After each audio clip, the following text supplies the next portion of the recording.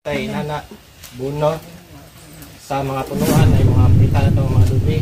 So inana kay ang ubriya din na siya ibutang siyuta. Hello mga ka-plant packs! So isa na namang napakamakahulugan na learning na ating binigay sa ating mga nag-immersion dito sa Plant Packs Farm.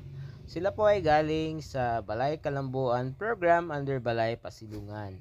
And they are with the 3 volunteer scholars coming from the College of Assumption. And ang natutunan nila is in-immerse natin sila doon sa process ng pag-create ng eco-plugs, mixing the different substrate source to create the eco-plugs, and also pag-gamit ng organic liquid or organically produced green barrel liquid para sa tindahan. Mahalaga ang pakikinig ng mga kabataan para sa pagpapatuloy ng agrikultura at masiguro natin ang pagkain at source nito ay hindi nakadepende sa mga imported goods. Mahalaga ang local production, kaya ito yung part ng ating mission ay magturo sa mga kabataan, lalo na sa mga next generation na mag-adapt ng different techniques in applying modern agriculture.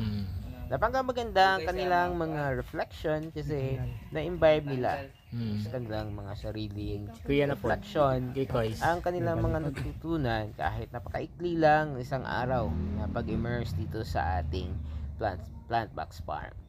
Naging posible itong schedule na to sa pamamagitan ng pagkipag-ugnayan sa Balay Pasilungan, Plant Box Innovation Team at saka ng ating association ng Sustainable Innovation Farmers Association.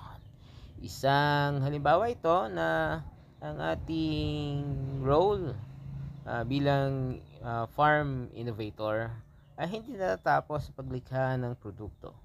Ang napakahalagang layunin natin ay masiguro na naipapasa natin ang ating mga natutunan para mas maraming mga kabataan ang ma-inspired na ipagpatuloy ang agrikultura kahit pa man sa anong kondisyon at situation mala urban at saka rural areas.